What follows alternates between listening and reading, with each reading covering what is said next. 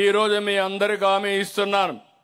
ఆ రోజు పోలవరం ప్రాజెక్ట్ని ప్రతి సోమవారం పోలవరంగా డిక్లేర్ చేసి నేను పర్యవేక్షించి 72% పూర్తి చేశాను. డయాఫామ్ వాల్ పూర్తి చేశాం.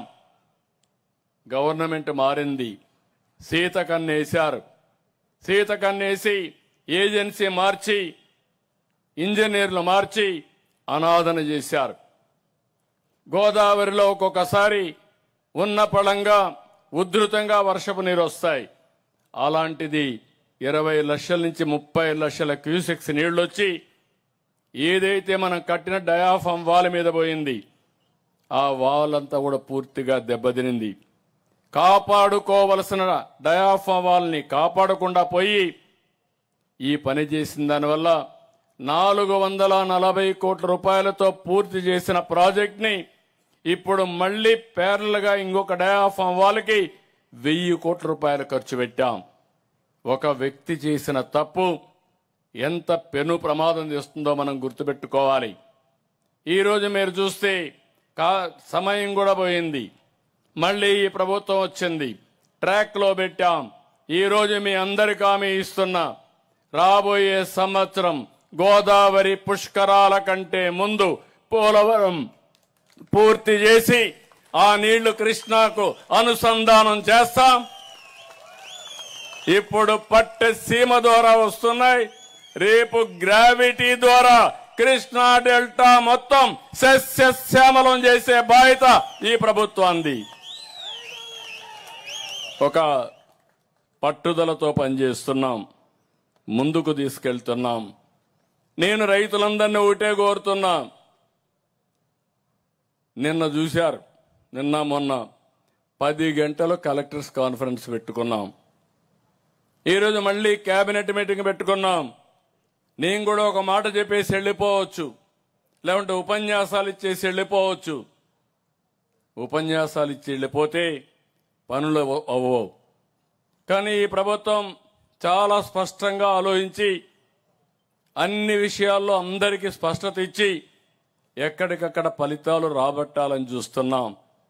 అందుకే నేను మిమ్మల్ని అందరినీ కోరుతున్నాను, ఈరోజు మీ అకౌంట్లో డబ్బులు వచ్చింది. మీరందరూ అకౌంట్లో ఒకసారి చూసుకోండి, మీ ఫోన్లో ఇప్పటికే వచ్చి ఉంటుంది. వచ్చిందా లేదా?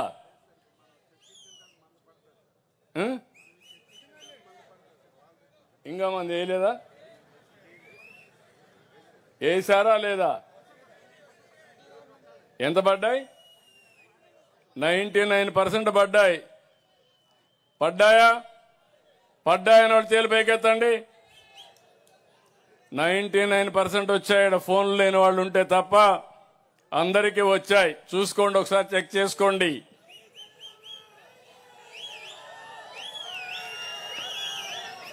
రాష్ట్రంలో ఉండి ఇప్పటికీ మీరు గుర్తుపెట్టుకోవాల్సింది, రాష్ట్రంలో ఉండే 46,85,000 మంది రైతు అకౌంట్లో 99% పైన మీ అకౌంట్లోకి డబ్బులు పడిపోయినాయి.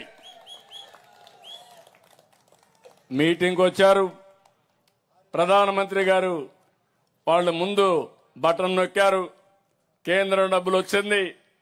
ఆ మీటింగ్ అవుతాన్ని మనం బటన్ నొక్కాం, మన డబ్బులు కూడా మీ అకౌంట్లోకి వచ్చాయని చెప్పి నేను మీకు తెలియజేస్తున్నా. దీంతో నేను ఆగడం లేదు, రైతాంగాన్ని సిద్ధం చేయాలనుకుంటున్నాను.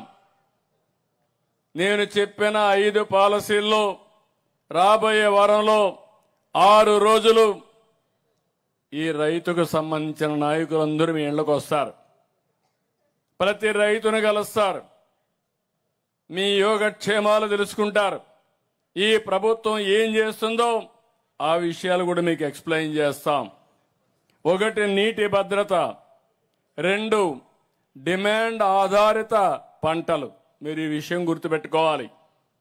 భవిష్యత్తులో పాత రోజుల మాదిరిగా అందరం ధాన్యమే పండిస్తే, వరే పండిస్తే ఇప్పుడు వరి తినేవాళ్ళు లేరు. ఎందుకంటే చాలామంది ఎవరైతే బియ్యం తింటామో వాళ్ళకు డయాబెటిక్ వచ్చే పరిస్థితి వస్తూ ఉంది, కార్బోహైడ్రేట్స్. అందుకే ఆహారపు అలవాట్లు మారిపోయినాయి, ప్రోటీన్ తింటున్నారు. ఎగ్ తింటున్నారు, ఫిష్ తింటున్నారు, చికెన్ తింటున్నారు, కూరగాయలు తింటున్నారు, పళ్ళు తింటున్నారు. ఇవన్నీ వచ్చాయి. అందుకే నేను కూడా ఆలోచించాను, ఏదో మొండిగా పోతే గోడ దెబ్బ తగులుతుంది. అట్లా కాకుండా తెలివిగా పోతే ఎప్పటికప్పుడు ఎన్ని సమస్యలు వచ్చినా అధిగమించే శక్తి మనకు వస్తుంది. ఆ శక్తిని ఇవ్వడానికి మీకు అండగా ఎప్పుడూ ఈ ప్రభుత్వం ఉంటుందని మరొక్కసారి తెలియజేస్తున్నా. అందుకే రాష్ట్రం మొత్తం డిమాండ్ ఆధార పరిశ్రమ పంటలు, రాయలసీమ హార్టికల్చర్తో ముందుకు పోతాం. ఈ ప్రాంతంలో కూడా హార్టికల్చర్ వస్తే అవన్నీ ప్రోత్సహిస్తాం. ఈరోజు ఇక్కడ నూజివేడు పరిసరాల్లో నూజివేడు మామిడి చాలా పాపులర్గా ఉంటుంది. దీన్ని కూడా మనం ముందుకు తీసుకెళ్దాం. అరకు కాఫీ, గుంటూరులో మిరప, పసుపు, అనేక వాణిజ్య పంటలున్నాయి. ఇంకో పక్క ఇక్కడ చూస్తే బ్రహ్మాండంగా పామాయిల్ అయితే మనం అందరం గుర్తుపెట్టుకోవాలి. ఎవరి వల్ల మీ జీవితాలు బాగుపడుతున్నాయో అలాంటి వారిని, ఆ పార్టీని ఎప్పుడూ గుర్తుపెట్టుకోవాలి. ఈరోజు రాయలసీమలో, ముఖ్యంగా ఆంధ్రప్రదేశ్లో పామాయిల్ వచ్చిందంటే అది ఎన్టీ రామారావు గారు చూపించిన చొరవ, ఆయన తీసుకున్న ఒక నిర్ణయం. ఈరోజు అలాంటి పామాయిల్లో నేను ఆలోచించింది, ఏదైతే ఇంటర్నెట్ క్రాప్ రావాలని కోకో ప్రోత్సహించాం. రేపు రాబోయే రోజుల్లో ఏలూరు దగ్గర కోకో సిటీ మ్యానుఫ్యాక్చరింగ్ కోసం 500 ఎకరాల్లో ప్రపంచంలో ఎక్కడా లేదు. అలాంటి కోకో సిటీ ఇక్కడ తీసుకొచ్చే బాధ్యత ఈ ప్రభుత్వాన్ని చెప్పి కూడా నేను మీకు తెలియజేస్తున్నా. ఈ విధంగా ఈ ప్రాంతంలో అక్వా కల్చర్కి ముందుకు పోతాం. ఎంతైనా పర్వాలేదు, ప్రపంచానికే ఒక ఆదర్శంగా పంటలకు వెళదాం. కాబట్టి మీరు కూడా మీ ప్రాంతంలో ఏ పంటలు వేయగలుగుతారో చర్చించండి.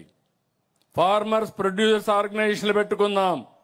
దళారీ వ్యవస్థ లేకుండా చేద్దాం. మీకు అండగా మేము ఉంటాం. అన్ని విషయాల్లో అగ్రిటెక్ను ఉపయోగిద్దాం. డ్రోన్లు ఉపయోగించుకుందాం. మైక్రో ఇరిగేషన్ పోదాం. నేను అనేక సందర్భాల్లో చెప్పాను. ఈరోజు మీరు చూస్తే 90% కొంతమంది ఎస్సీ ఎస్టీ రైతులకు సబ్సిడీ ఇస్తున్నాం. పెద్ద రైతాంగానికి 50% ఇస్తున్నాం. కొన్ని ప్రాంతాల్లో 90% కూడా సబ్సిడీ ఇచ్చి రైతాంగాన్ని పూర్తిగా ఆదుకుంటున్నాం. ఇంకో పక్క సెటిలైట్ ద్వారా ఎప్పటికప్పుడు సమాచారాన్ని సేకరిస్తున్నాం. భూసార పరీక్షలు చేస్తున్నాం. ఇప్పుడు మీకు ఒక యాప్ ఇప్పుడే చూశాను. ఒక ఆడబిడ్డ ఆపరేట్ చేసి నాకు చూపించింది. అందులో చాలా వరకు మీకు డీటెయిల్స్ అన్నీ ఉన్నాయి. టెంపరేచర్ ఎంత ఉంది, భూసారం ఏ విధంగా ఉంది, ఏమేమి డెఫిషియన్సీస్ ఉన్నాయి, ఏమైనా తెగులు వస్తుందా, తెగులు వచ్చిందా, మీరు ఒకసారి చెక్ చేసుకునే ఏర్పాటు చేశాం. తొందరలోనే మీకు హామీ ఇస్తున్న, ఇప్పటికే వచ్చింది. దీన్ని పూర్తిగా చేస్తాం. మీరు తెలుగు ఉంటేనే తెలుగులోనే టైప్ చేసుకోవచ్చు. టైప్ చేయడం తెలియకపోతే మీరు మాట్లాడితే అది టెక్స్ట్గా కన్వర్ట్ చేసి ఆర్టిఫిషియల్ ఇంటెలిజెన్స్ ద్వారా మీకేం కావాలన్నా అది చెప్పే పరిస్థితి తొందరలోనే తీసుకొస్తాం. మీరు సైంటిస్ట్ కావాలనుకుంటే ఏ అగ్రానమిస్ట్, ఆర్టిఫిషియల్ ఇంటెలిజెన్స్ అగ్రానమిస్ట్ మీకు అందుబాటులో ఉంటారని చెప్పి కూడా నేను మీకు తెలియజేసుకుంటున్నా.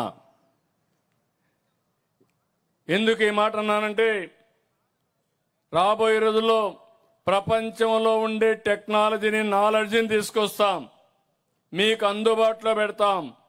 ఇప్పటికే ప్రపంచంలో ఎక్కడా లేని విధంగా భూగర్భ జలాలు కానీ, భూమి యొక్క తేమ కానీ, రిజర్వాయర్లో ఉండే నీళ్లు కానీ, అదే మరి ఇంకొక పక్క టెంపరేచర్ కానీ, అదే మరిగా ఏదైతే air quality, wind direction, pest ఈ విధంగా వస్తుంది. కడాని మీ పొలంలో పెస్ట్ ఉంటే ముందుగానే చెప్పి ప్రివెంటివ్ మెజర్ తీసుకునే పరిస్థితికి వస్తాం. ఇవన్నీ మనం చేయగలిగితే వ్యవసాయాన్ని సంక్షోభం లేకుండా మనం తట్టుకునే పరిస్థితి వస్తుందని చెప్పి కూడా నేను మీకు తెలియజేస్తున్నా. అదే సమయంలో 4వ పాలసీ, అందరూ కూడా వ్యవసాయ ఆధార పరిశ్రమలకు వెళ్ళాలి. నేను ఎక్కువ శ్రద్ధ పెడుతున్నాను. ఇక్కడే మల్లవల్లి మీరు పండించిన పంటలు ఎక్స్పోర్ట్ చేయడానికి అగ్రో ప్రాసెసింగ్ లూలుకిచ్చి అది కూడా ప్రారంభిస్తున్నాం. గన్నవరం ఎయిర్పోర్ట్ నుంచి విదేశాలకు ఎగుమతి చేసే నాణ్యతమైన వ్యవసాయ ఉత్పత్తులు మీరు పండిస్తే దాన్ని కొనుగోలు చేపించి విదేశాలకు పంపించి మెరుగైన ధర మీకు ఇప్పించే బాధ్యత ఈ ప్రభుత్వం తీసుకుంటామని చెప్పి కూడా నేను మీకు తెలియజేస్తున్నా. ఎక్కడికక్కడ ఫుడ్ ప్రాసెసింగ్కి వెళ్తున్నాం. రెండోది, కొన్ని ఇబ్బందులు ఉంటాయి. ఈ విషయం కూడా మీరు గుర్తుపెట్టుకోవాలి. ఈరోజు ప్రపంచంలో యుద్ధాలు జరుగుతున్నాయి.